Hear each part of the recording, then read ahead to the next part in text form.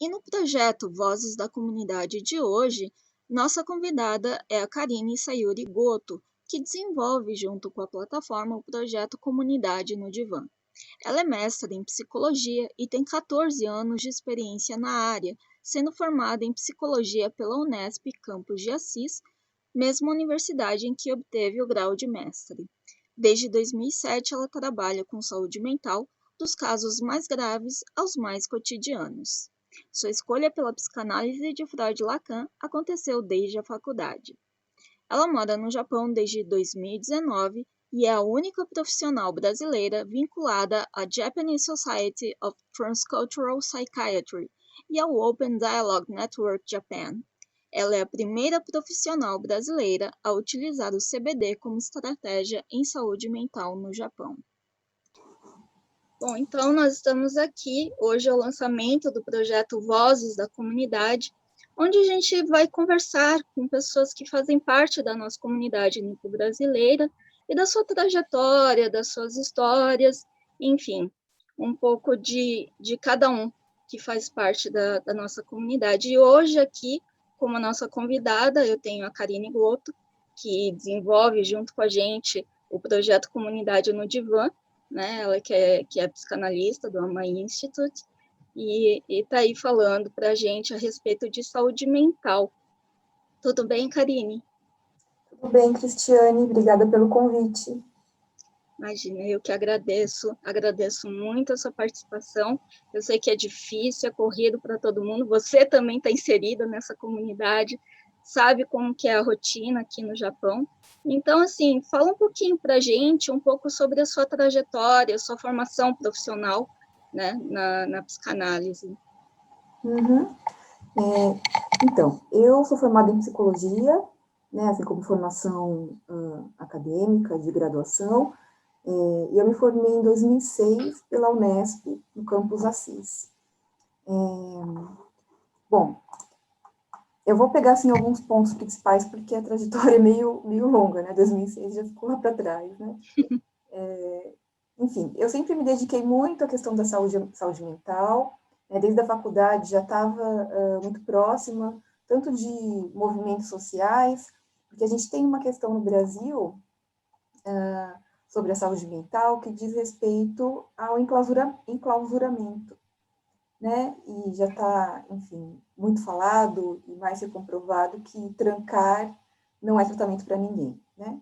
Então, desde a faculdade, eu me aproximei muito do que a gente chama no Brasil dos CAPs, que são Centros de Atenção Psicossocial, que eles apareceram aqui no Brasil na década de 80 como uma alternativa aos hospitais psiquiátricos, né? Como uma tentativa de cuidar de uma maneira comunitária, né? Sem que seja trancando. E aí, enfim, desde a faculdade, meu trabalho, então, como estágio inicialmente, era de poder oferecer algumas oficinas, mas elas sempre foram permeadas pela psicanálise, né? Então, naquele momento, eu dei uma oficina de música, mas ela tinha como pano de fundo pensar a psicanálise. Então, o que seria a gente trabalhar com música, não simplesmente para passar o tempo, né? Porque é isso que acontece no hospital psiquiátrico, se você mesmo quando há proposição de outras coisas, né, de atividades, é para passar o tempo, né, que as pessoas não têm perspectiva de sair. Então, o que seria a música como um tratamento, né, a arte como um tratamento? Enfim, então minha trajetória na saúde mental começou aí, na psicanálise também. Depois que eu me formei, eu trabalhei em vários lugares, né, então, desde de CAPES mesmo, na questão da saúde mental, mas também na questão de toxicomania, né, de pessoas que fazem uso abusivo de algumas drogas, em unidade básica de saúde, em secretaria de saúde. E aí eu cheguei, e acho que é um marco, em 2014, 15, eu trabalhei num processo de desinstitucionalização de hospital psiquiátrico, na cidade de Sorocaba, né? E o que isso significa, na verdade? Bom, mais que comprovado que trancar em hospital psiquiátrico não ajuda no tratamento, a gente ainda teve um agravante de que no Brasil muitas pessoas morreram por estarem presas, né? Então tem um livro muito famoso que é da Daniela Arbex, que chama Barbacena, não me lembro exatamente agora o nome, mas enfim, a Daniela Arbex, que é uma jornalista, vai contar sobre a história de Barbacena, do Hospital Colônia, em Minas Gerais, onde morreram 60 mil pessoas. Nossa. Em um hospital somente, né? E assim, morreram um único hospital. Né? E essa é a regra dos hospitais no mundo, hospitais psiquiátricos no mundo inteiro, né? Isso não é específico do Brasil. Então, nesse hospital, né, que ela conseguiu levantar os registros e tal, as pessoas morriam de frio, morriam porque não tinham cama, não tinham lugar, né, fechado para dormir, dormiam ao relento mesmo. E durante a noite a temperatura caía muito e as pessoas se agrupavam, né, para permanecerem aquecidas, mas quem ficava assim na borda dessa roda amanhecia morto. Né? Quer dizer, basicamente não eram mais vistos como seres humanos, né? Exato, era um depósito, sempre foi um depósito. Né? E aí, enfim, mas mesmo essas pessoas que morriam, né, elas passavam pelo hospital e eram internadas pelos mais diversos motivos, que não se justifica, né, então, casos, por exemplo, porque uma mulher teve um caso com o patrão, ficou grávida, o patrão deu jeito de colocar ela no hospital psiquiátrico. Ou uma criança que nasceu com problema auditivo, ou com problema para andar, se locomover, foi colocada no hospital psiquiátrico. Né? Essas eram as coisas. Inclusive questões políticas, né? A gente sabe que tiveram presos políticos, presos entre aspas, né? Políticos, mas tentativa de dar fim a algumas pessoas que incomodavam politicamente foram jogadas nesses lugares. Né? Então, a questão do hospital psiquiátrico no Brasil é essa, basicamente, né? Um depósito de seres humanos, onde as pessoas não tinham perspectiva de sair, uma vez que entrava, morria lá, né? Algumas pessoas falam, bom, para sair tem que ter a alta celestial, não tem alta médica. Né? Então, desde a década de 80, há um movimento, década de 70, talvez, né? Há um movimento mais forte no Brasil para se propor outras alternativas, né? E desse movimento, dessa reflexão, aparecem os CAPs. E aí, então, a importância desse equipamento no Brasil, né? Equipamento de saúde mental. Então, desde a minha graduação, tive ligada a esses espaços, né? E a tentativa de pensar o que seria a construção de uma política pública baseada no serviço comunitário. E, bom, uma outra coisa importante de dizer é que os CAPs, eles são lugares onde se passa, onde as pessoas que estão num momento mais difícil, né, talvez numa condição que a gente considere um pouco mais grave, né, e também para aqueles que saíram do hospital psiquiátrico e ainda não estão num atendimento como no posto de saúde ou no ambulatório, né, como se fosse também uma passagem, né, ou um apoio no momento de crise, né. Enfim, esse marco, então, da desinstitucionalização foi um momento em Sorocaba em que, a partir de uma denúncia, o Ministério Público pôde fazer uma intervenção e, a partir da Secretaria de Saúde e da Coordenação de Saúde Mental, poder ir desativando os hospitais que haviam na cidade, porque lá haviam 4 hospitais. E era a cidade que, proporcionalmente, mais tinha leitos em hospital psiquiátrico da América Latina. Né? Quando a gente fala de leito de hospital psiquiátrico, está falando desses hospitais que morreram 60 mil pessoas. Uhum. Né? Num dos hospitais, inclusive, que depois foi vendido o terreno para construir um shopping, né, se encontrou até ossadas, assim. Claro que tentaram abafar, mas enfim, hospitais que surgiram em 1900 e pouco, né, então se tinha um controle, era de fato lugares, né, de se depositarem as pessoas, então muita gente morreu. É, se fosse uma forma de presídio, só que sem julgamento, né? Quer dizer, todas as pessoas que fossem consideradas assim desejadas, elas eram simplesmente jogadas ali no manicômio, né? Inclusive no Brasil, a única forma de você ter uma pena, uma prisão perpétua, é a partir do manicômio judiciário. né? Então, para as pessoas que tiveram algum caso de saúde mental, um surto, por exemplo, cometeram um crime, elas são despejadas nesses hospitais psiquiátricos que têm essa característica, né, do crime, né, conjunto, e as pessoas não saem de lá nunca mais. A pena perpétua, a prisão perpétua no Brasil, ela não existe na lei, Oficialmente, né? mas na prática, nesses lugares existe. Uhum. Então, enfim, essa passagem para mim ela é marcante porque foi um momento de desativar de fato numa cidade, né, um sistema de tratamento, entre aspas, né, que movimentava muito dinheiro na cidade. Então, Sorocaba e região, né, a cidade nasce ao redor desses hospitais. E as famílias que eram donas dos hospitais eram famílias muito poderosas, né, não só economicamente, mas politicamente. Então, é um marco, assim, e não é um marco também só de mudança bom, tentativa, né, de não fazer uma mudança somente de técnica, é uma tentativa de poder aprofundar o que é esses lugares, né, de poder refletir junto com a sociedade, do que se entende como loucura, da aceitação dessas pessoas, de entender que não, se a pessoa é louca, então ela não pode conviver em sociedade, e não é exatamente assim, né. Enfim, esse foi um marco de 2014, começou em 2013, né, eu entrei em 2014, e, enfim, em 2015 tiveram algumas questões lá na cidade.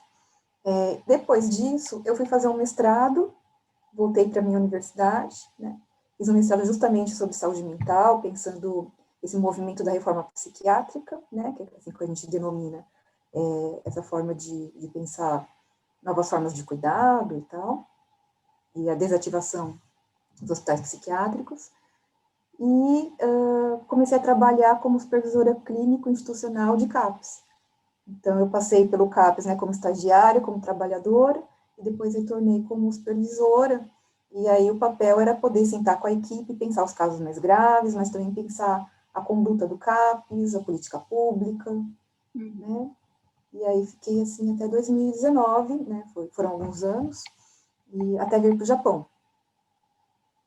Então, assim, quer dizer, você teve um bom contato, uma boa experiência, conhecimento, né, inclusive prático, a respeito na parte de saúde pública, né, que é importante a gente, eu acho que deixar claro para as pessoas, né, que são leigas e não têm muito conhecimento, porque, assim, às vezes a gente olha e acha que o profissional de saúde, né, ele é o mesmo, né? Ele vai ter a mesma atuação sempre, no âmbito privado, no seu consultório, na sua clínica, ou no setor público. E a gente sabe que não é bem assim, né? Eu, por formação, sou dentista do trabalho, que é uma área muito pouco conhecida, né? Mesmo dentro da odontologia, que se ocupa da saúde bucal do trabalhador.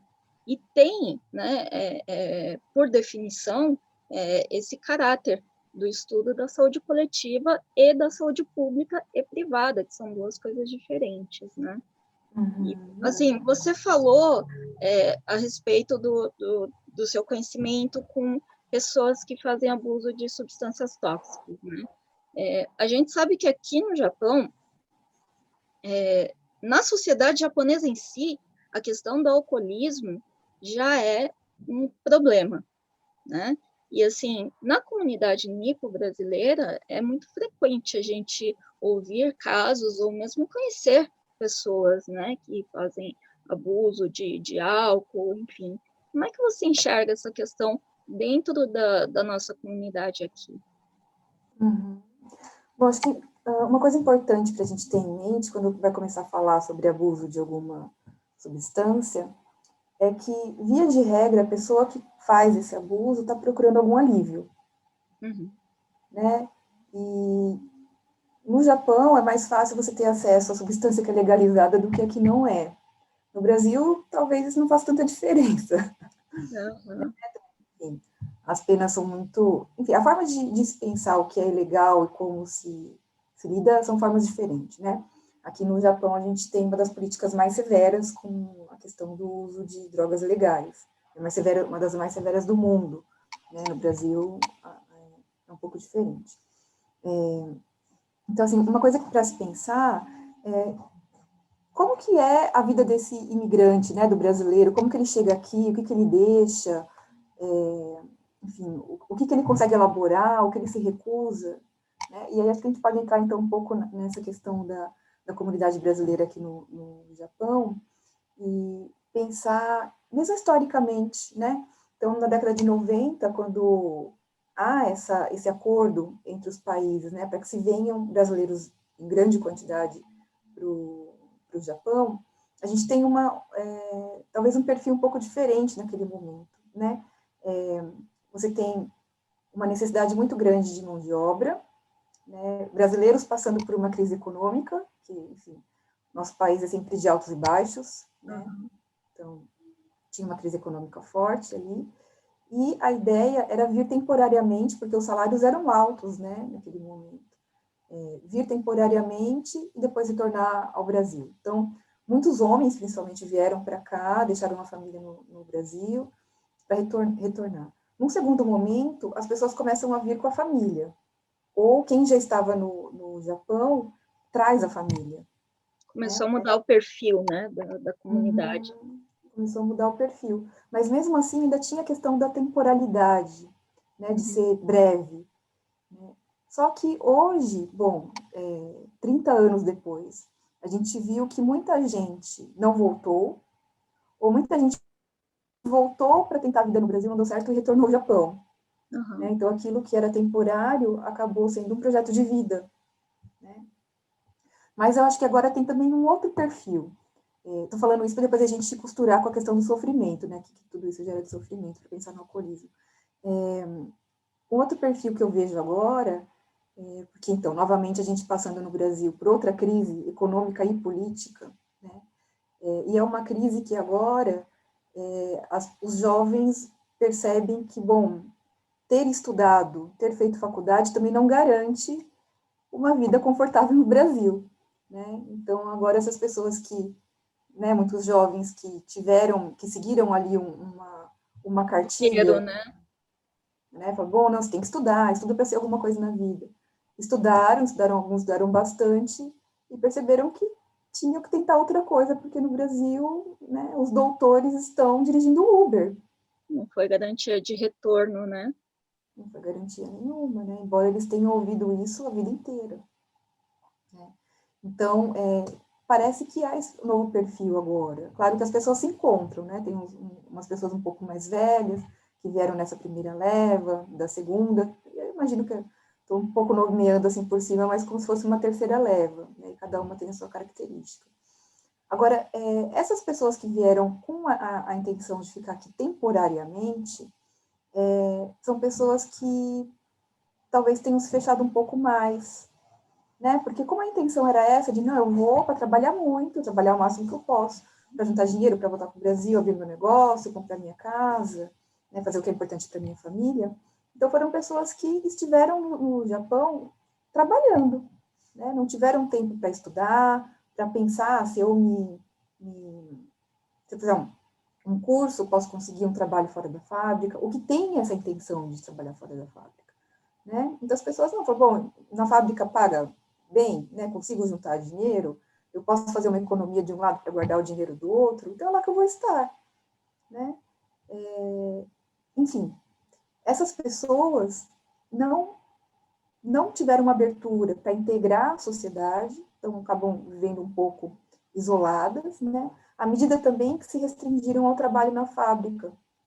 E acho que é importante frisar um pouco isso, porque, embora algumas pessoas gostem da fábrica, né? Não tem problema trabalhar na fábrica nesse sentido, né? Não é demérito para ninguém. Não é demérito, exato.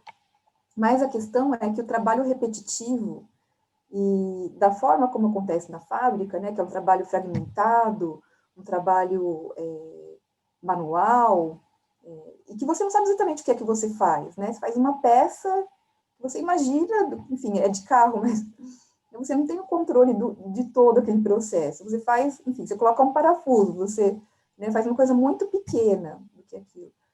E muitas peças, e, né, muita quantidade e por longos períodos, né? Pensar que quem tem essa condição para juntar dinheiro trabalha ao TED mais o zangueô, né? E precisa de zangueô, de fato, para guardar dinheiro, né? Então, essa forma de trabalhar, por si só, gera sofrimento. Né? Embora, em primeira olhada, quando você fala, não, o que, que eu vou fazer, o que, que eu vou trabalhar no Japão? Com o que eu vou trabalhar no Japão? Ah, você vai ficar numa linha de produção e seu papel é esse, fazer essa pequena parte para produzir, né, o todo. Pode parecer que seja tranquilo no primeiro momento, mas na verdade não é. Né? E, inclusive, aí pegando um pouco o gancho das mulheres, né, que a gente vem falando bastante da questão das mulheres, né, que ficam com um trabalho que às vezes parece mais leve. Né? Claro que há mulheres que fazem de tudo, né? Sabe que essa questão de divisão de trabalho de homem e trabalho de mulher é uma coisa, enfim, imposta socialmente. Né? Mas em alguns lugares você tem essa divisão. Não, então o homem vai trabalhar, não sei, carregando as coisas, e a mulher vai ficar parada na linha de produção, colocando lá a sua peça, porque isso é mais leve. Não é mais leve. Né? É onde dá mais lesão, né? Muito repetitivo, né? Onde vai dar mais lesão, onde você vai ficar psiquicamente comprometido mesmo. Como Né? que Isso gera você muita enxerga, dificuldade. assim, esse trabalho repetitivo, que muitas vezes eu já passei por fábrica, hoje eu trabalho em outro setor, mas eu já passei por fábrica, eu conheço bem como que é isso. E, assim, era uma coisa que me incomodava demais, assim, mentalmente, porque quem olha de fora parece que é uma coisa muito simples, né? Não vai afetar em nada, enfim, é um serviço leve, como todo mundo diz, mas assim, aquilo mentalmente para mim era uma tortura. Assim, você tá ali preso com seus pensamentos o dia inteiro, você não pode se mexer, você, né, tem que ficar ali na sua mesa de trabalho muitas vezes e você não sai dali, né? E todos os dias a mesma rotina. Como que isso pode acabar afetando mentalmente alguém? Uhum. Então, primeiro, é porque é um trabalho que não tem sentido. Por que você coloca, né, um parafuso? Por que você examina a peça? Enfim, é um trabalho muito isolado de tudo, né? E assim, a própria fragmentação, a própria desconexão da gente com esse trabalho, porque a gente se reconhece pelo trabalho. O trabalho é muito importante para o ser humano, né? Então, o fato de você fazer uma coisa que você considera importante, uma coisa que você vê que faz bem para os outros, algo que você gosta, né? Que você consegue atribuir sentido, né? Isso nos define por um bom tanto.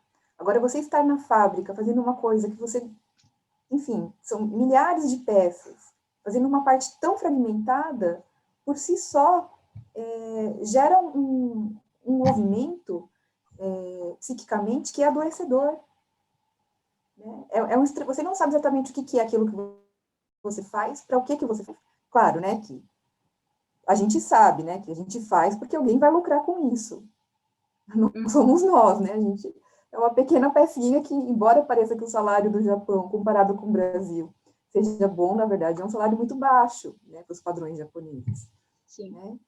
Então, a gente chega aqui na condição de imigrante, né, isolado de tudo, num país que a gente não conhece, numa cultura que a gente não faz parte, sem tempo para poder estar disponível para integrar essa cultura, né, num trabalho que, enfim, o trabalho é adoecedor, e, além disso, a quantidade de horas trabalhadas é outra coisa que influencia na falta da saúde mental.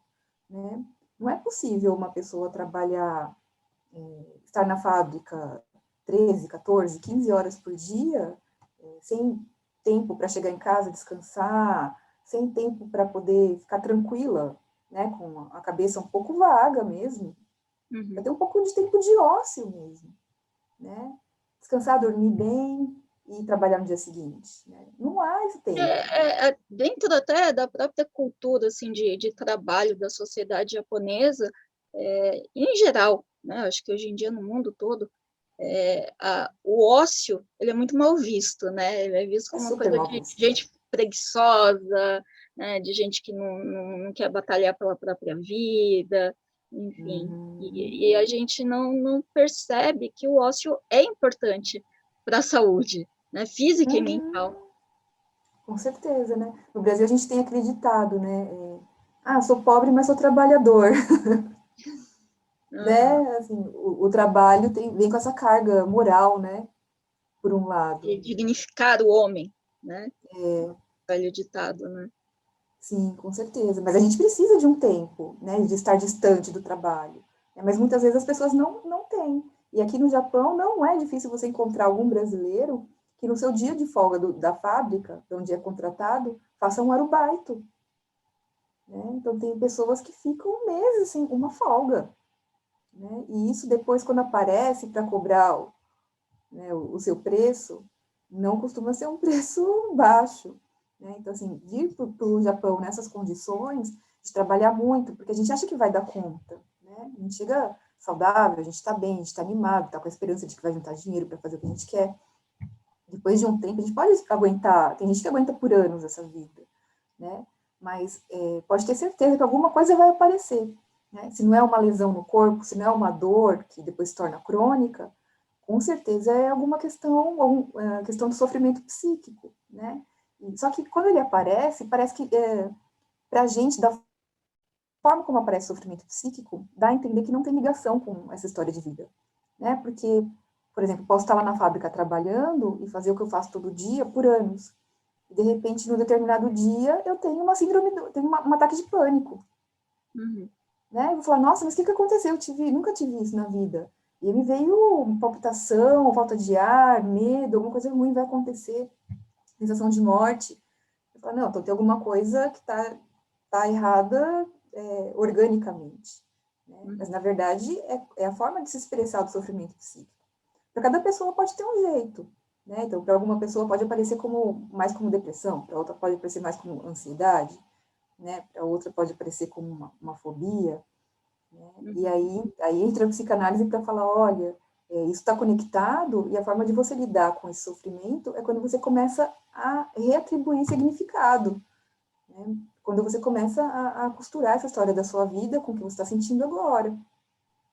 E olha que interessante, né? É justamente essa ausência de significado, seja do trabalho ou seja com um sintoma que aparece para gente, que dá essa limitação do que é sem saída, Uhum. né? E só a gente conseguindo fazer esse trabalho de reelaborar que a gente consegue encontrar novamente as saídas e levar a vida.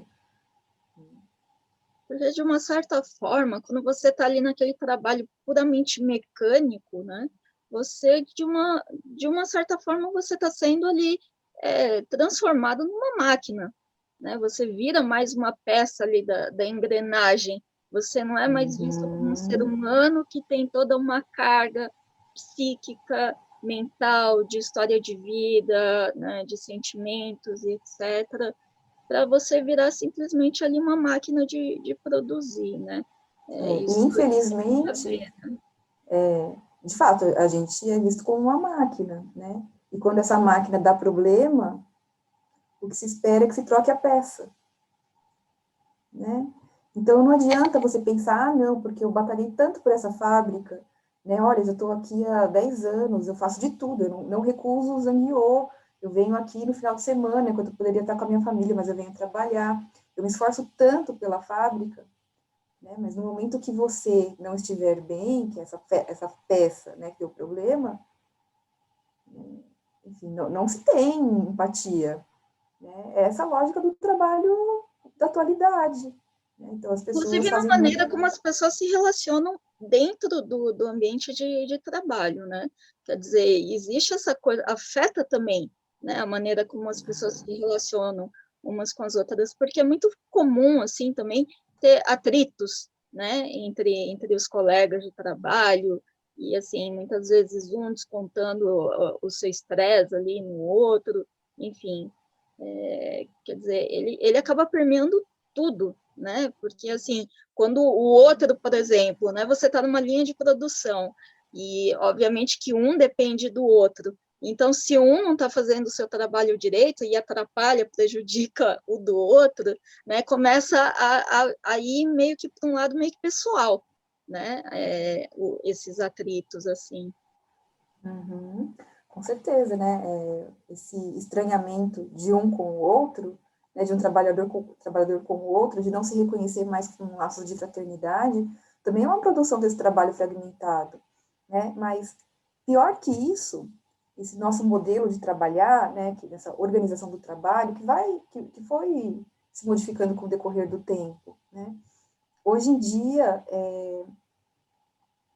manipular essa questão do medo, né, da desavença, é o que os recursos humanos usam para poder ajustar o trabalhador ao que a fábrica espera. Né? Uhum. Infelizmente, então a gente vê assim, líder, chefe, criando a intriga também, Uhum. né? Criando o mal-estar, porque a partir do momento que você está você consegue manejar esse mal-estar, você consegue que o trabalhador seja mais vulnerável e esteja mais preso à fábrica. Uhum. Isso é uma coisa terrível. Enfim, claro, há fábricas que usam isso mais do que outras, mas é uma estratégia de organização do trabalho que está nos livros. Né? Não é E uma isso, coisa assim, assim. muitas vezes pode ser até inconsciente, né? Assim, tem pessoas que acham que elas estão fazendo isso porque elas estão desempenhando o trabalho delas, porque elas são cobradas para fazerem isso, né? Da parte da fábrica, né? Enfim. Mas, na verdade, assim, existe, então, assim, um roteiro mesmo a ser seguido, Existe um né? roteiro. E isso é muito falado quando a gente trabalha sobre psicologia do trabalho, né, ou patologias derivadas do trabalho, né? Principalmente as pessoas que estão nessa área na França, mas o Brasil também tem muita influência da França, né? São pessoas que discutem muito isso, assim.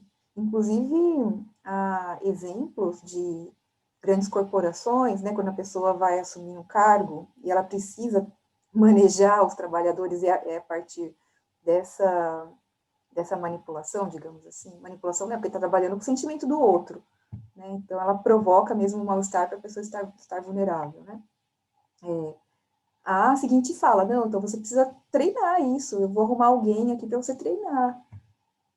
É nesse nível, né? E é algo que as pessoas desconhecem, falam, não, claro que há pessoas que captam isso mesmo sem passar pela escola, né? Há pessoas que já estão, enfim, o fato de você trabalhar numa fábrica, de já não ter os laços de fraternidade, né? De perceber como é que o seu chefe lida com as pessoas e assumir isso para você, pode acontecer de uma forma natural, sem você ter conhecimento de que isso é uma estratégia, de fato, né? Então, assim, a gente percebe que as pessoas estando vulneráveis, principalmente emocional, mental e psicologicamente, elas também se tornam mais fáceis de serem, assim, manipuladas, né, em Então, suma porque é uma isso. pessoa que está vulnerável e tem medo, por exemplo, de ser mandada embora, ela não vai recusar Zangueô, né? Ela vai fazer até o limite dela, né? Ou ela não vai, enfim, bater boca com o chefe, ou vai questionar, né? Ela vai aceitando tudo. E é justamente isso que se quer. Ou ela vai produzir bastante, né? Enfim, você, nas linhas de produção, por exemplo, você pode trabalhar um pouco mais rápido, um pouco mais lento. Né? O seu salário vai ser sempre o mesmo. Agora, o quanto você vai produzir muda. Né? Então, em uma hora eu posso fazer 100 peças, ou eu posso fazer 200 peças. Quanto mais eu faço peça, menos eu ganho. Né? Porque não estou trabalhando simplesmente pelo tempo, estou trabalhando pela produção. Né? Mas eu me sinto na obrigação de ter que produzir muito e além da minha possibilidade, às vezes. Não é à toa que as pessoas saem com lesão. Né? Uhum. E aí, geralmente, o final disso é você se esgotar rapidamente, né? Ter um problema crônico, físico, psíquico, e na impossibilidade de continuar trabalhando no Japão, voltar para o Brasil. É uma Você coisa muito acha que, comum. assim, às vezes, dependendo da condição, no caso, vamos supor, mulheres, por exemplo, você acha que, assim, a questão da desigualdade de gênero pode impactar essa questão também? Com certeza. Né? Porque a mulher, ela vem com uma carga extra. Né? Ela vem para trabalhar na fábrica, ela vem para tomar conta dos filhos, ela vem para ajudar o marido, né, cuidar da casa, enfim. enquanto o marido está na fábrica trabalhando, que claro que isso não é pouca coisa, trabalhar no Japão não é pouca coisa, né? A mulher, às vezes, ela vem com uma licença de que ela pode sair mais cedo, porque ela tem que pegar filho na escola, cuidar das crianças, só que o trabalho que ela desenvolve quando ela chega em casa do trabalho, né, da fábrica, é, enfim, é como se ela fizesse 5 horas de zangueô, Uhum. né? E ela ainda acorda mais cedo para arrumar o bentô, para depois, né, para dar banho nas crianças, levar na escola, etc., ir para a fábrica. E ela também não está na fábrica lá trabalhando tranquila, né, com a cabeça livre. Não, está pensando no que ela vai fazer na hora que ela sair, se vai dar tempo de chegar na escola, se não vai chover, né? Enfim, é um monte de coisa que passa Vai na passar cabeça. Taifu, né? Essas coisas Se a assim. escola não vai ligar, Já tá com o está celular. pensando na janta, no que você tem que preparar de bentô para as crianças, às vezes tem alguma coisa na escola, quer dizer, a cabeça, você está ali fazendo aquele trabalho mecânico e a cabeça está a 1.000 por hora. Exato. E aí, ela, no final do mês, ela vai ganhar menos, né? Porque, enfim, ela trabalha menos na fábrica, né? Ou, enfim, no trabalho que é remunerado, e ainda se sente culpada, né? Porque ela fala, nossa, olha, mas ainda tem a questão do salário, que em muitos lugares, para a mulher é menor, né? Embora isso seja ilegal. Mas, enfim, o Japão consegue dar seus jeitinhos de falar, não, mas o trabalho é diferente. Às vezes a mulher está trabalhando do lado do homem, fazendo a mesma coisa, e o cara ganha mais do que a mulher, né? Mas, enfim. Então, assim, no final das contas, assim, não, porque o meu marido trabalha e ele que sustenta a maior parte das coisas da casa. E eu Uhum. trabalho aqui quase como se fosse, trabalho para ajudar, né? Como se o trabalho da mulher fosse secundário, como se valesse menos, né? E ela faz Isso é menos tanta coisa. importante, né? Com certeza isso, né, gera mais sobrecarga, mais sofrimento.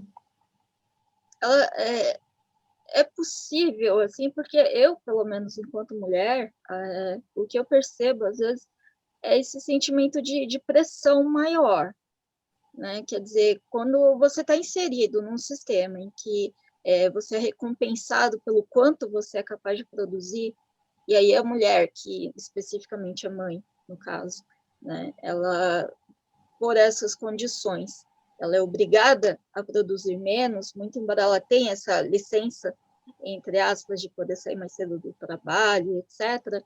Mas, assim, de uma forma, assim, não digo nem sutil, mas, assim, parece que de uma outra forma você é punida por você não estar produzindo de acordo, né, com o que se espera de uma pessoa, de um trabalhador, né, digamos assim. É aquela Isso, coisa da geralmente. mãe que, assim, eu pelo menos eu sempre enxerguei muito, assim, a mulher mãe se sentindo sempre ameaçada, né? No caso de vem a crise, a primeira a ser cortada é a mãe, porque ela é que trabalha menos, entre aspas, né? E isso Sim, acaba muitas exato. vezes colocando, talvez, essas mulheres numa posição mais vulnerável, assim, de aceitar mais coisas, Claro, com mais certeza. demandas, para tentar compensar essa sensação de ameaça. Uhum. Que não é só uma sensação, é uma ameaça de fato. Né? A gente vê mesmo nesse momento da crise. Né? Agora, as mulheres foram as primeiras a serem mandadas embora das fábricas. Né? Várias delas falaram isso nos grupos do Facebook e tal. Né? Então, se você tem filho, além da questão de que muitas fábricas não aceitam mulheres que falam, bom, eu tenho filho, eu vou sair tal horário. Né? Muita fábrica você tem horário para entrar, mas não tem horário para sair. Sim. Então, se você tiver filho, você não serve para trabalhar aqui. Né? E claro que isso, então, é uma ameaça muito concreta. Se você consegue um trabalho que então está mais de acordo com a sua necessidade, você vai sentir na obrigação de falar, bom, eu não posso recusar o que eles me falam, Pedem, né? né? Quando pedirem, eu tenho que fazer, eu sou obrigada a fazer. Né? Exato. E aí vem também uma sensação de culpa, né? Muito Por outro forte. lado, eu já ouvi assim algumas mulheres que não têm filhos, pretendem continuar assim, se queixarem também no sentido de que você não tem filho, você não tem responsabilidade, então assim parece que você é obrigado a viver em função do trabalho, né? Você não tem essa licença, né? Uhum. Isso é comum também, né? É, às vezes até quem está há mais tempo fala, não, se você não tem criança, então você tem que trabalhar tudo que você pode, né? Novamente repetir aquilo que as pessoas vieram para fazer, trabalhar, trabalhar, trabalhar, até o seu limite, né? E quando alguém aparece e fala, não, mas minha vida não é a fábrica, às vezes isso causa bastante estranhamento, né? Porque o que a fábrica, enfim, a fábrica, eu estou generalizando porque é o lugar onde a maior parte dos brasileiros no Japão trabalha, né? Mas isso serve para outros lugares também. Então, assim, via de regra, o que as empresas no mundo hoje pedem é que você viva para a empresa, né? Inclusive, empresas assim, onde as pessoas têm até um cargo mais alto, né, também é a mesma exigência. Inclusive, no momento de lazer, não, olha, vai ter um encontro da empresa, tal, então você vai lá com a sua família, fazer um social, e você tem que mostrar que, de fato, você está engajado naquela empresa. E até o seu momento de lazer, você vai na empresa ter um momento de lazer. Vai vestir a camisa, né, da empresa. Exato. Né? Então, assim, não se tem a possibilidade de um distanciamento do trabalho, né? Porque, assim, as pessoas que trabalham com aquilo que gostam de fazer e conseguem encontrar uma relação com o trabalho que seja tranquila, hoje em dia eu acho muito difícil, né? Porque o trabalho exige muito, e quando a gente imagina que saindo de um lugar que te exige muito, você vai encontrar uma outra coisa mais tranquila, não necessariamente isso acontece, mesmo que você trabalhe para você mesmo, né? Porque a gente precisa se desdobrar em muitos para conseguir ter o dinheiro para passar minimamente, enfim, a precarização do trabalho em todos os sentidos, todos os níveis, né? A gente não tem caminhado, assim, na história da humanidade para aliviar as pessoas do trabalho. A gente tem caminhado para explorar mais, né? E essa exploração não é só uma exploração que vem do outro, é uma exploração do outro, assim, físico, né? É uma exploração conjuntural, do que a gente próprio também precisa se explorar, assim, de não ter tempo, de não conseguir ter essa folga, esse distanciamento, porque é assim que a gente se organizou na atualidade, né? É assim que o trabalho está configurado. Então, assim, a gente entende que, enfim, a gente se cobra, né? A gente se cobra achando que está tudo bem. Mas se for ver, todo o sistema ele é montado assim, né? Outro dia eu estava vendo uma discussão a respeito até mesmo dos influenciadores digitais, dos produtores de conteúdos digitais, o quanto eles têm levantado essa questão nos esportes também. Agora as Olimpíadas estão trazendo essa evidência, a questão da saúde mental, essa demanda constante por perfeição e sacrifício, e né, quem produz conteúdo tem que estar sempre ali lançando conteúdo em cima de conteúdo para você não ficar ali obsoleto nas redes e você perder seguidores, né? Então, assim, quer dizer, todo o sistema hoje é montado para isso, né? E aí você vê também, assim, muitas mulheres que se tornaram mães e que, assim, que a rejeição da mãe no mercado de trabalho é um fato, né? Agora, quando a criança é pequena, eu já passei por essa fase, ela é pior ainda, né? Porque toda vez que você vai fazer uma entrevista de emprego e você fala a idade do seu filho, a primeira coisa que te perguntam é: mas quem é que vai cuidar da criança quando ela ficar doente?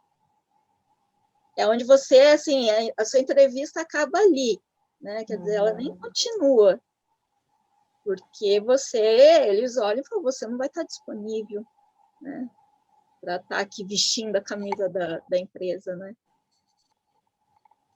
E aí, assim, muitas acabam enveredando por essa questão do empreender, né? Não necessariamente é empreendimento, porque muitas vezes você é forçada pela falta de oportunidade no mercado de trabalho, e aí você também entra nesse ciclo de se auto-explorar, se eu posso falar assim, né? Mas é porque não tem saída, né? Mesmo essa questão, quando você falou, bom, das redes sociais, isso de produzir, e se você não coloca lá um conteúdo todo dia, aí você já cai na já cai ali dentro do Facebook, do Instagram, você já não tem a mesma visibilidade, enfim, é como se o algoritmo lá começasse a te Você não limitar. tem o mesmo alcance, né? Isso é muito curioso, né? Porque mostra o tanto que a gente está ligado ao excesso de tudo. A gente tem milhares de informações sendo produzidas todo dia e a gente é super desinformado, né? A gente produz tudo isso para quê? Enfim, novamente acaba perdendo sentido, né? Muitas vezes. Enfim, e a gente acaba se cobrando mesmo. Bom, se eu trabalho com redes sociais, eu tenho que, além de fazer todo o meu trabalho que está envolvido, né, que vai de fato me trazer o dinheiro para me sustentar, eu tenho que fazer um outro trabalho, que não é um trabalho simples, né? Produzir conteúdo, fazer post, etc.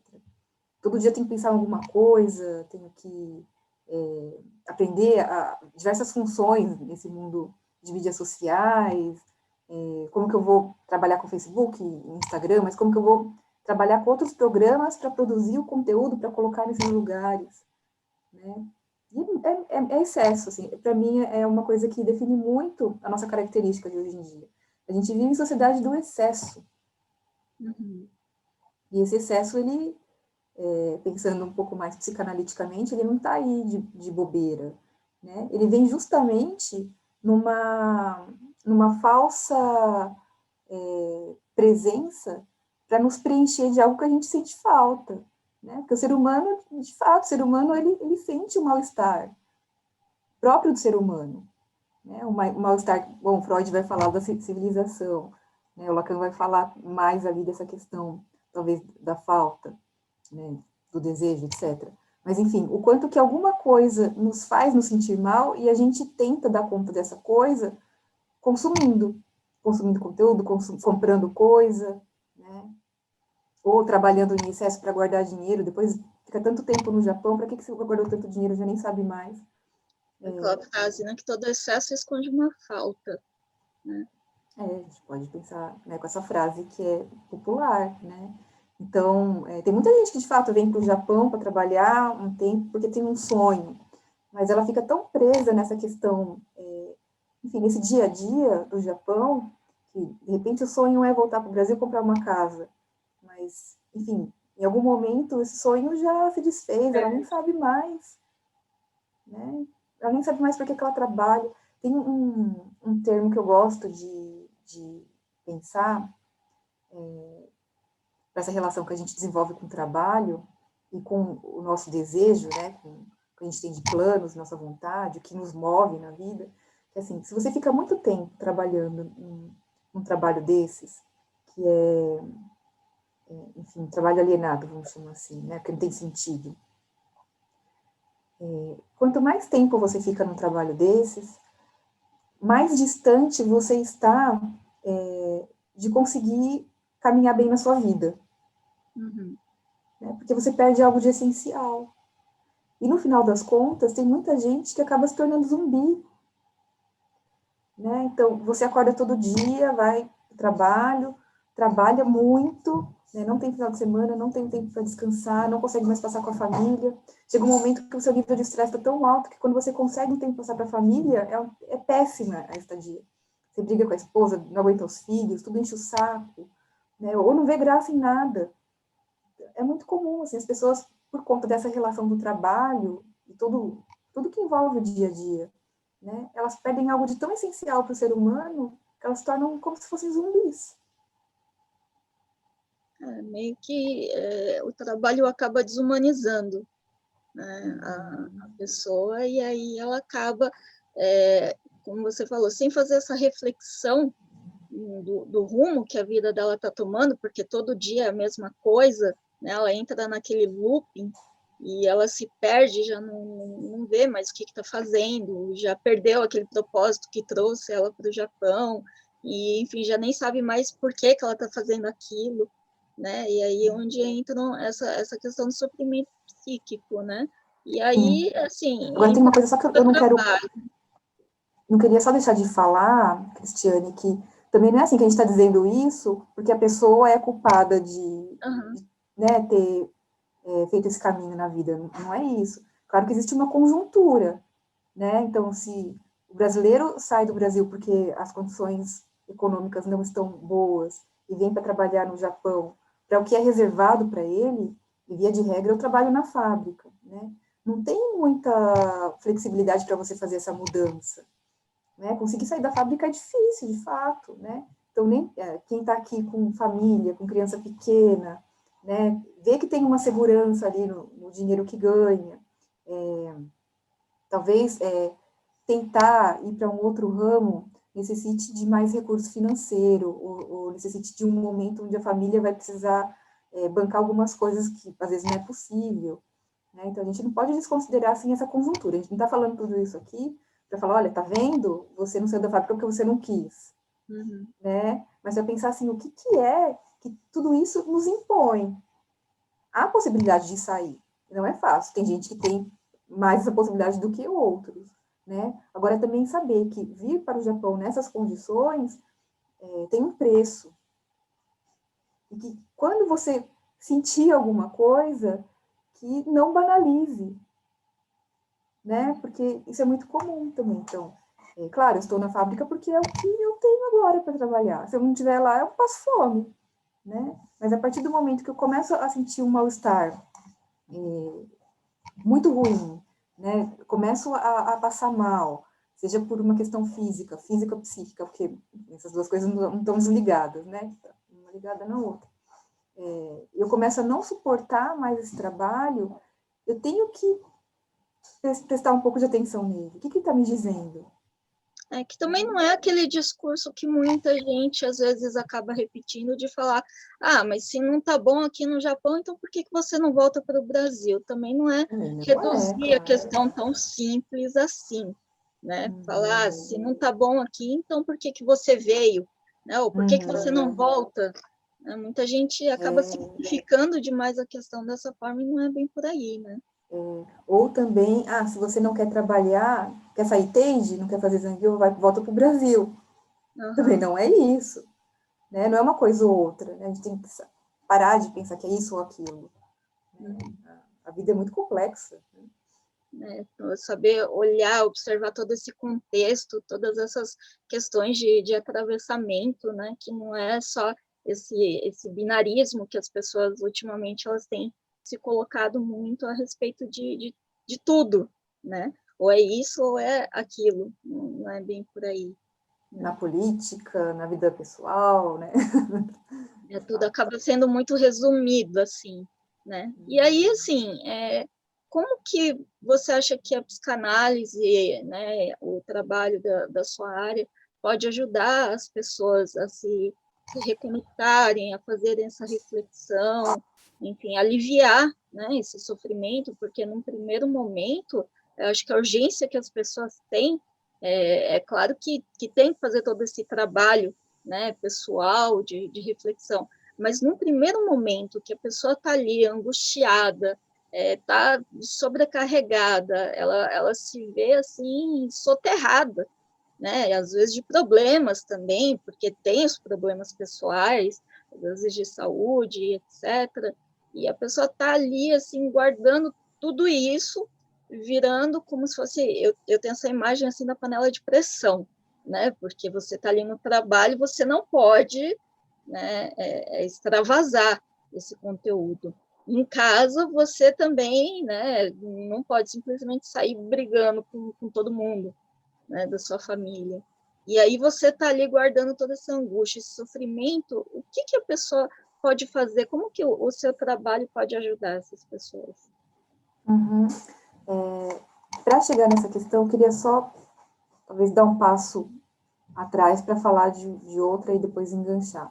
Né? Porque, via de regra, quando as pessoas passam a se sentir mal, e não é uma condição claramente orgânica assim, né? Sei lá, uma lesão na mão, um problema no joelho, etc., alguma coisa que tende a ser psíquico, as pessoas procuram a medicação psiquiátrica, né? E, enfim, ter a medicação como única estratégia não vai resolver seu problema. Claro, ela pode ser importante no primeiro momento para te trazer algum alívio. Se eu não consigo mais dormir porque eu estou super estressada, preocupada com o que acontece no trabalho, eu preciso dormir, né? Se eu não consigo sair de casa porque estou tão angustiada, eu posso me beneficiar da medicação para aliviar essa ansiedade. Agora, precisa ter muito claro que esse período que a medicação pode nos ajudar, ele é breve. Mas, via de regra, não é isso que acontece. As pessoas, a partir de um momento que começam a passar mal, elas tomam a medicação psiquiátrica como se fosse insulina, né? Como se fosse uma coisa para o resto da vida. Né? E depois de um determinado tempo, essa medicação ela começa a perder o efeito, porque, enfim, o seu cérebro começa a funcionar só com a medicação, né? Então, assim, ele muda o funcionamento, ele passa a ficar refém dessa medicação.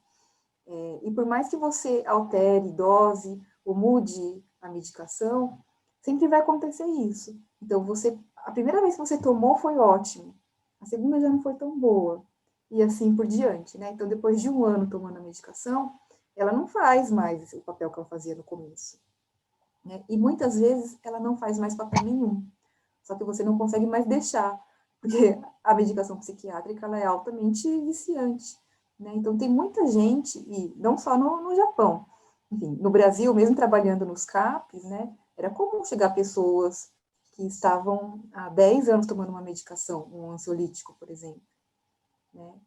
E depois de 10 anos tomando uma medicação psiquiátrica, o problema da pessoa já não é aquele problema inicial que fez ela recorrer à medicação.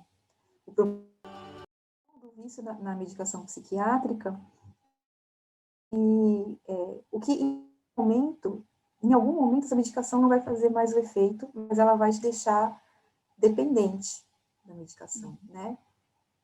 E isso também pode agravar alguns quadros. Então, assim, eu queria dizer isso para falar, se você tem alguma questão psíquica, se você começa a se sentir mal, começa a sentir algum tipo de sofrimento, e eu uso sofrimento para falar de tudo isso que a psiquiatria denomina, né? Independente de que diagnóstico ela vai te dar, porque parte de um sofrimento psíquico, mas cada um vai demonstrar de um jeito. Então, se a gente não consegue reconectar por que a gente está sofrendo com a nossa história de vida, a gente vai estar aliviando temporariamente, né? E a forma da gente reconectar isso é falando, né? E, curiosamente, é uma coisa que eu já ouvi muitas vezes, não só no Japão, mas também no Brasil, mas no Japão eu ouvi mais do que no Brasil. As pessoas falando assim, se você tem um problema, não fala. Finge que ele não existe. Continua trabalhando, tenta pensar positivo, que tudo vai dar certo. E é justamente aí que a gente cai na armadilha. Porque se a gente começa a funcionar como se o problema não existisse e não fala sobre ele, é aí que a gente vai guardar dentro da gente e ele vai crescer. E ele vai aparecer de alguma forma, né? Então, se em algum momento você estava ali com a cabeça cheia e precisava falar sobre esse problema e não falou acreditando que se você ignorasse o problema, ele sumiria, ele vai aparecer com mais força, ele vai aparecer deslocado, né? Vai aparecer como se fosse uma coisa que surgiu do nada. E não é. Então, assim, o papel da psicanálise é a cura pela fala. Então, não é simplesmente que eu, não estou me sentindo bem, será que é bom procurar um psicanalista? Né? Claro, a pessoa chega com uma demanda inicial, então eu posso chegar lá e falar, olha, eu estava trabalhando e de repente tive uma crise de pânico, não sei de onde isso vem. A gente pode começar daí, pensando até que o nosso trabalho final é se aliviar desse sofrimento. Mas, na verdade, a psicanálise ela é muito mais que isso, né? De modo que passar por um processo de psicanálise vai te trazer a cura desse sofrimento como algo até secundário, porque o final da análise é uma mudança muito maior na sua vida, né? Então, por exemplo, se reconectar com o seu desejo daquilo que te move mesmo, o que você quer fazer da vida, né? Então, se o trabalho na fábrica, uma das coisas que produz é a morte desse desejo, é a transformação das pessoas em zumbi, justamente papel da psicanálise é fazer essas pessoas voltarem à vida. Uhum. Né? Eu definiria um pouco assim, falando em termos mais comuns, talvez mais compreensíveis, né? Agora, de fato, é uma teoria muito complexa, tem muita coisa envolvida aí na psicanálise, mas enfim, uma coisa importante de saber é que a psicanálise não recua diante de qualquer caso, né? Então, não tem isso de, será que o meu caso é para psicanálise? Será que o meu caso é para psiquiatria? Tem uma pessoa que está sofrendo, ela pode ir para psicanálise. Agora, a questão talvez seja, há pessoas que não querem entrar em contato com esse conteúdo, né, com essa história de vida, então acham que ir para medicação vai acalmar e ela não vai precisar remoer nada. Né? Claro que, como a gente falou, é um alívio temporário, mas ele vai voltar. A psicanálise, não é que você vai para a psicanálise vai ser maravilhoso, você vai ter que entrar em contato com muita coisa que você estava querendo esconder. Né? Mas no final desse processo, o que te incomodava, o que era muito problemático para você, o que você não conseguia falar sem chorar, se torna uma coisa banal. Uhum. Esse é o papel da psicanálise. Entendi. E assim, só para a gente dar uma arrematada aqui na nossa conversa, né?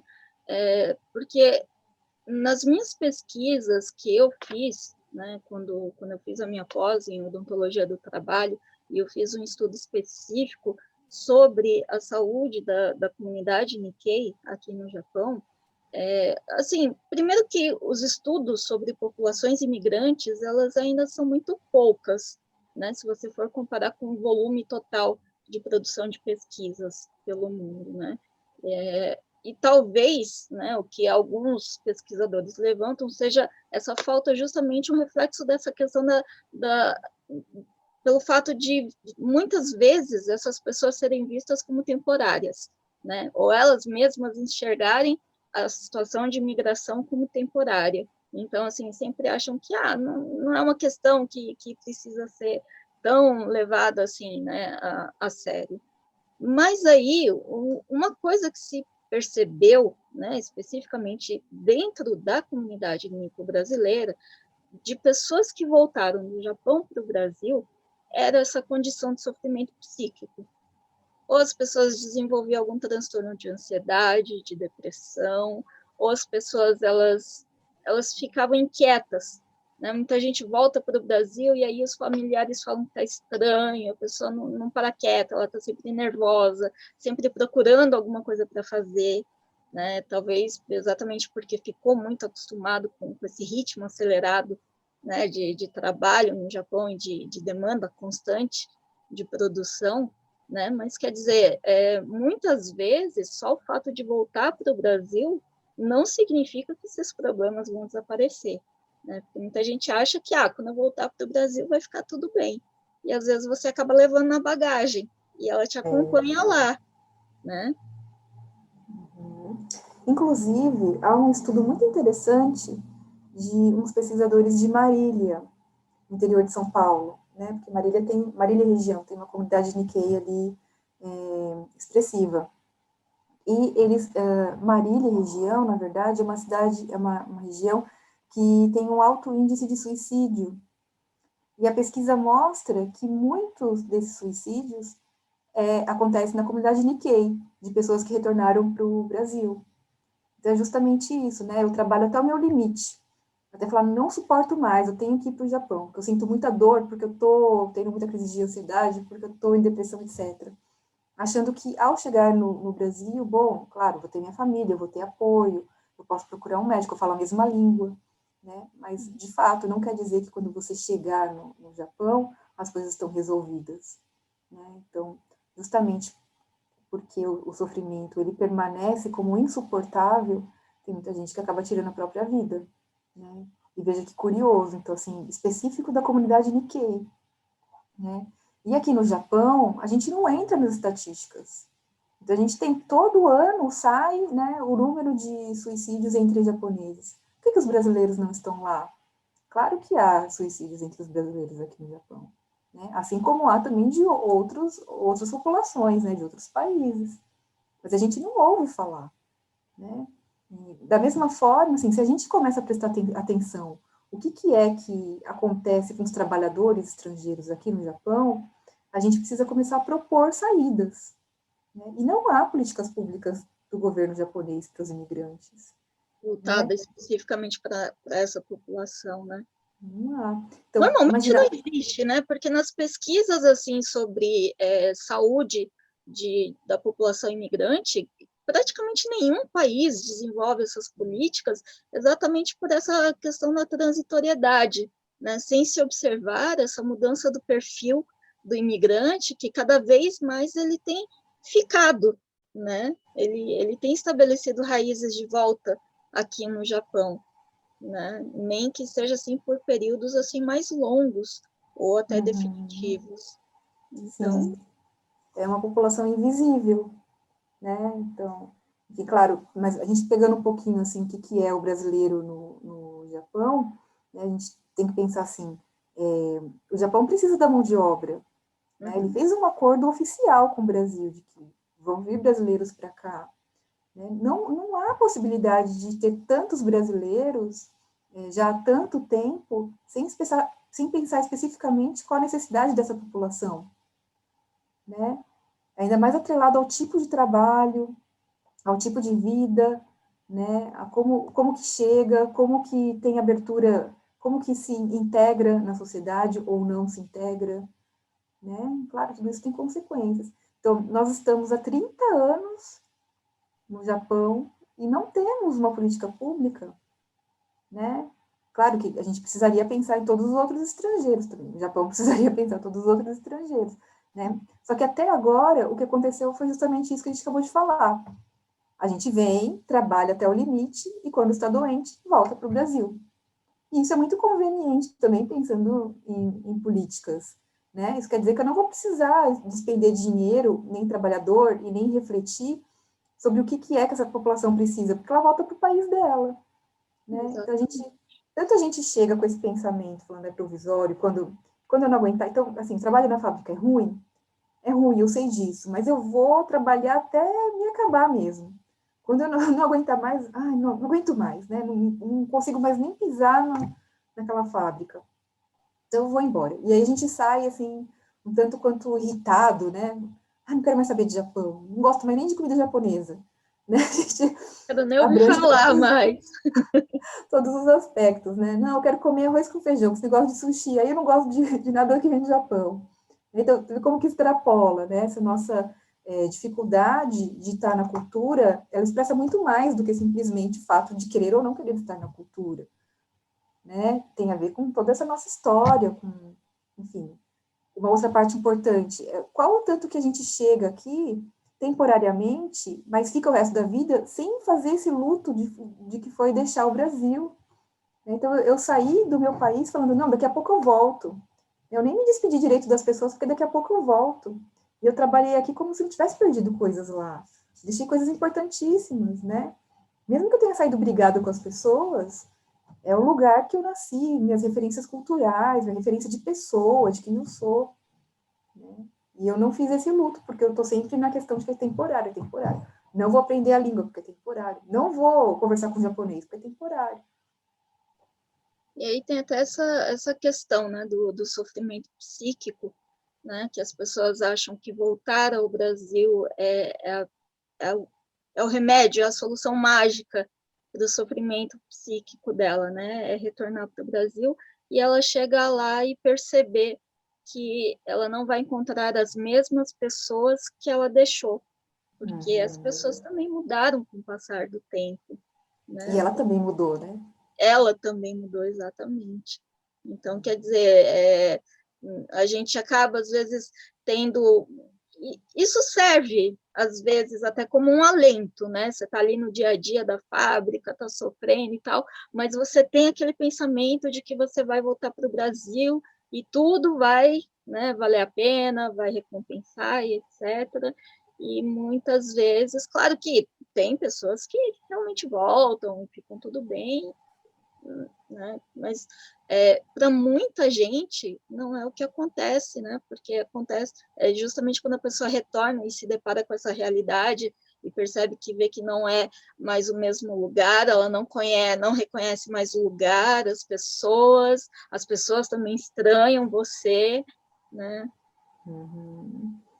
E muitas vezes a sensação que ela achou, né, que ia resolver o problema dela, né, de falar, não, quando eu chegar lá no Brasil, na minha casa, eu vou me sentir em casa, né, porque lá estão as coisas que é conhecido para mim. E às vezes ela chega no Brasil e não sente mais que aquele lugar é a casa dela. Né? Então nem o Japão é, nem o Brasil é. Mas é difícil, né? Muita gente acaba aí nesse vai e volta, sempre buscando alguma coisa e não encontra, né? Uhum. Mas assim, Karine, então a gente conversou muito a respeito disso antes também da gente iniciar os projetos, e aí agora a gente está com o Comunidade no Divã, né? Junto com você, junto com a Fabíola Inaba.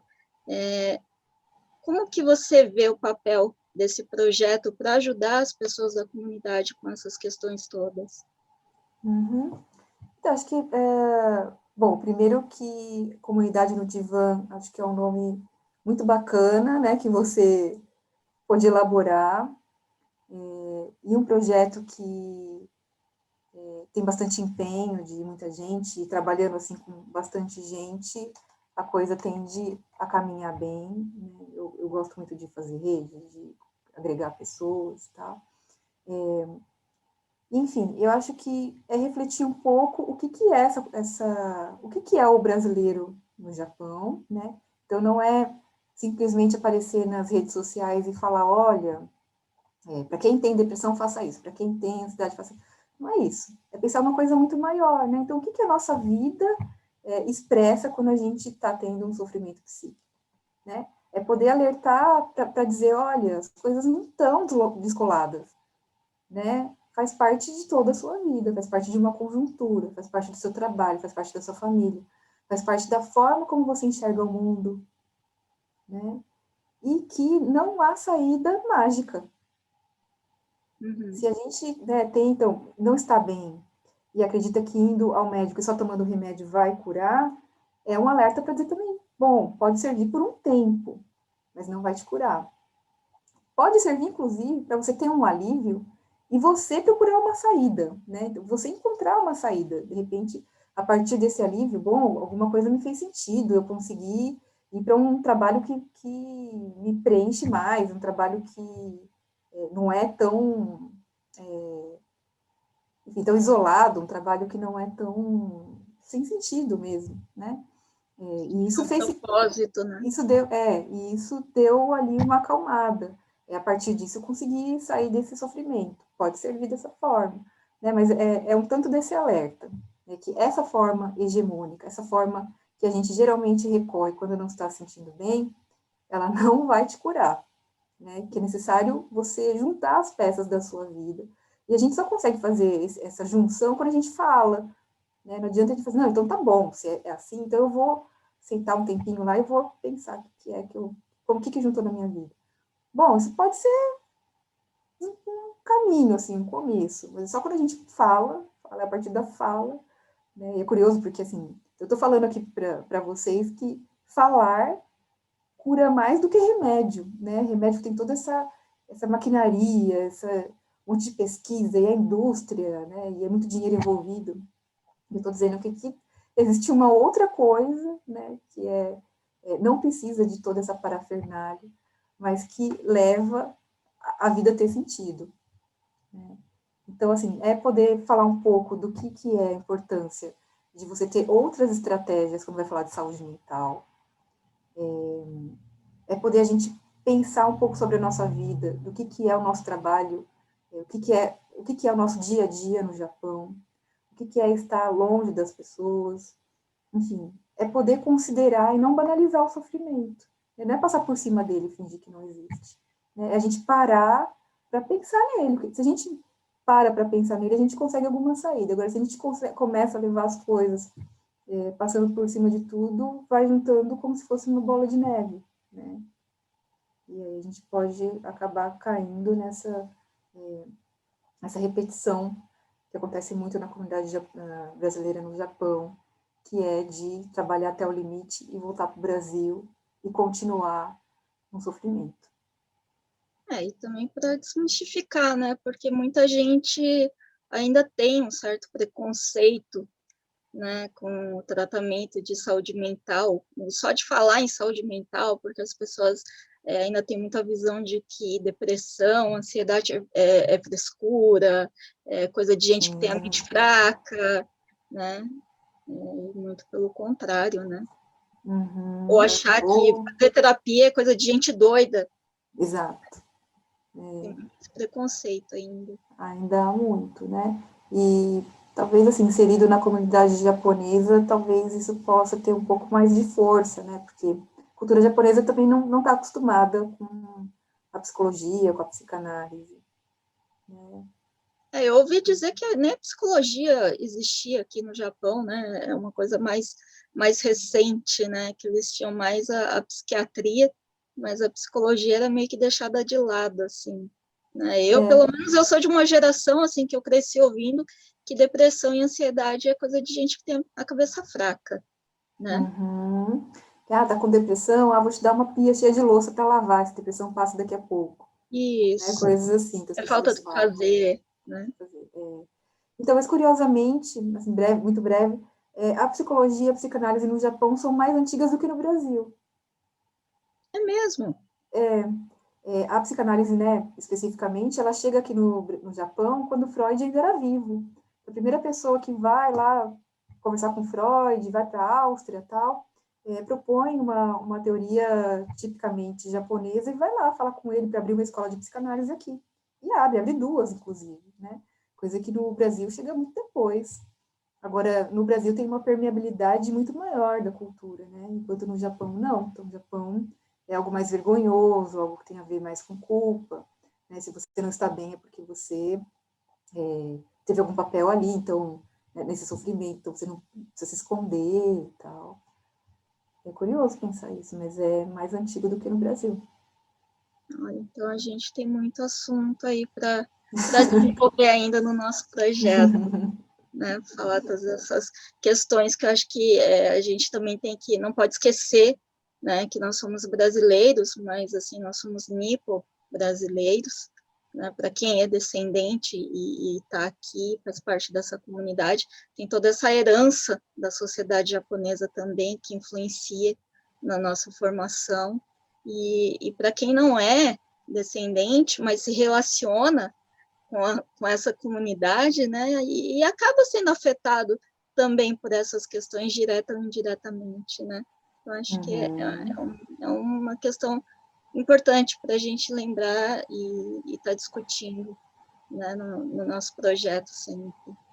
Com certeza, acho que assunto não vai faltar. Então, tá bom, Karine, obrigada, muito obrigada por você estar estreando aqui esse quadro, esse projeto novo do Vozes da Comunidade.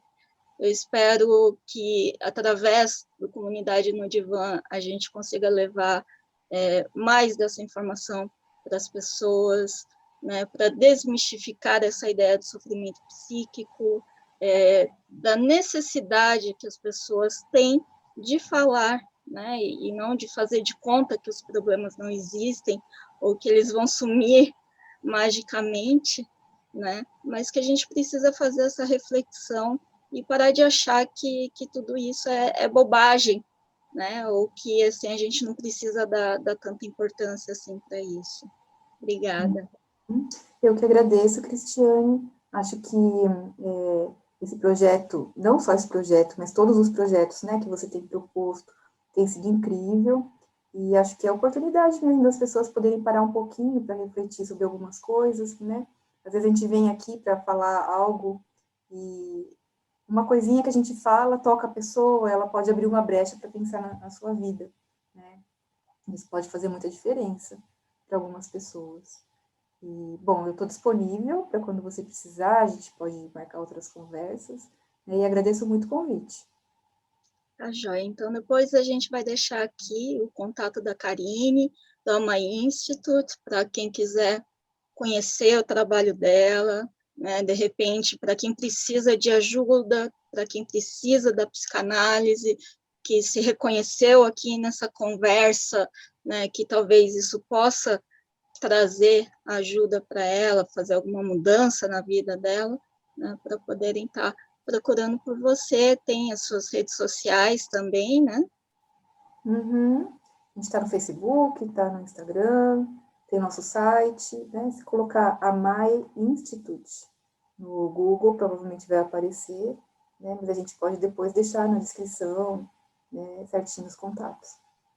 Tá joia, então, gente. Então, qualquer coisa, procurem pela Karine, não deixem essa conversa de lado, ela é super importante, façam essa reflexão, né? E a gente vai aqui estar trazendo sempre outras questões, que as pessoas também, se tiverem alguma questão, né, que queira ser levantada, trazida aqui dentro desse projeto também, fica o convite para as pessoas, né? A Karine está aí aberta para fazer essas reflexões, né?